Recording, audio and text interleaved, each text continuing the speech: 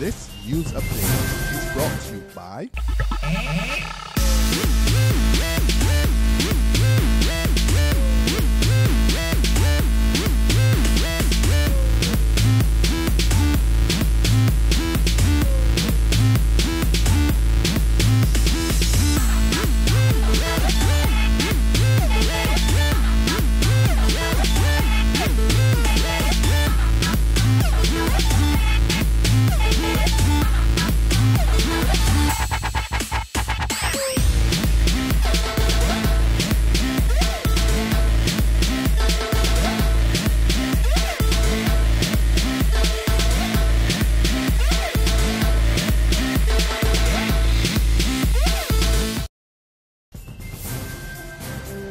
This is the 7 a.m. Barbados Today update for Wednesday, July the 9th, 2014. I'm Emmanuel Joseph. Good morning.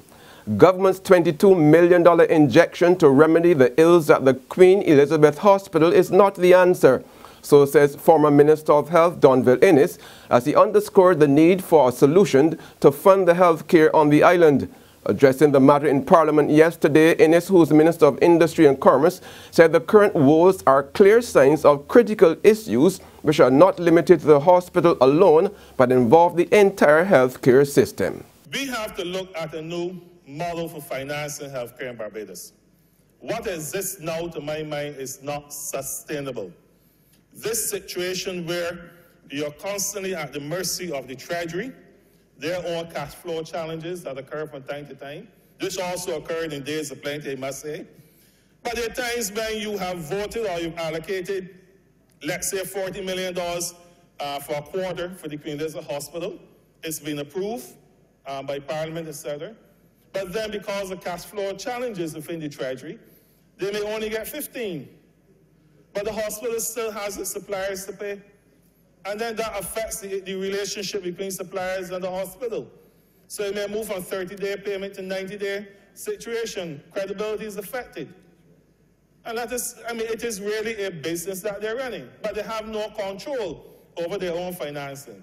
So my humble submission is one, the first order of business that we have to address in a bipartisan way perhaps, is to look at a new financing model for healthcare in Barbados. Faced with bills as high as $200,000 in some cases because of the Municipal Solid Waste Tax, the business sector is seeking talks with Finance Minister Chris Sinclair to address their plight.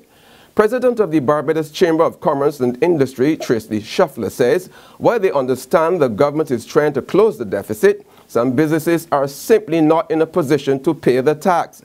She is hoping the minister would allow businesses to offset their tax bills against money owed to them by the government.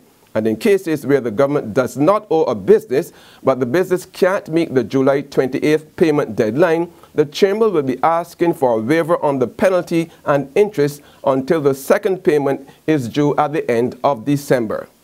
There's regional and international news after this short break. Hi, I'm Red Plastic Bag. Anyone who knows me knows I don't like cold.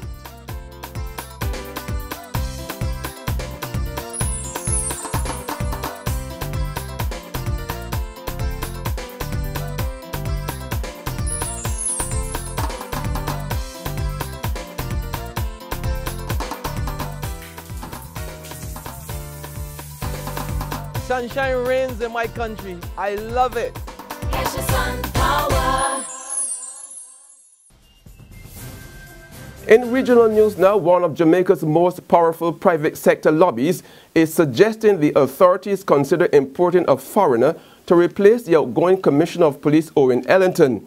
But while some former members of the constabulary force like the IDA, others don't. Retired Deputy Commissioner Dick Hibbert believes such a move will signal a lack of confidence in the current crop of senior officers. However, Mark Shields, another former Deputy Commissioner and one of the 5 senior officers brought in from the UK to help strengthen the force, is supporting the proposal. And finally, on the international front, about 190 million registered voters have begun voting to decide who should be the president of Indonesia, the world's 3rd largest democracy. They are choosing between Joko Widodo, the governor of Jakarta, and Prabowo Subianto, an ex-army general.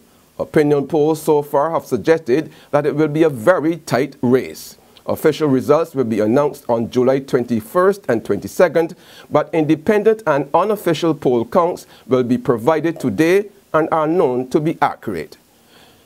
That's been the 7 a.m. Barbados Today update. Join us again at noon, but until then, log on to www.barbadostoday.bb, subscribe to our e-paper and like us on Facebook to get more news and sports. I'm Emmanuel Joseph. Have a blessed day. This news update is brought to you by